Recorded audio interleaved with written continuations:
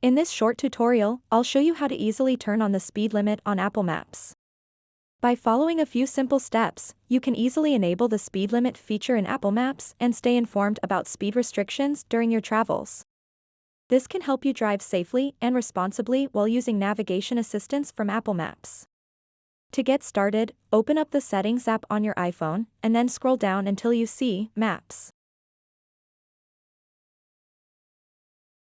Tap on it. After that, scroll down again, and you'll see a section called Directions, and in that section, you'll see an option called Driving. Just tap on it. Now you'll see the speed limit option. To turn on the speed limit on Apple Maps, simply toggle on this switch over here.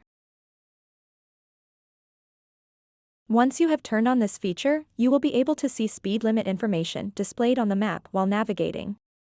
This can be especially helpful for staying aware of speed restrictions and avoiding tickets while driving.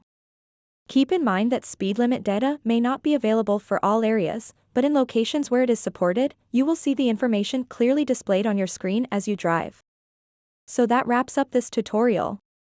If you have any questions about this whole process, please let me know in the comments section below. And if this video helped you out, please give it a big thumbs up and subscribe to this channel for more tutorial videos like this one. Thank you so much for watching and have a good day.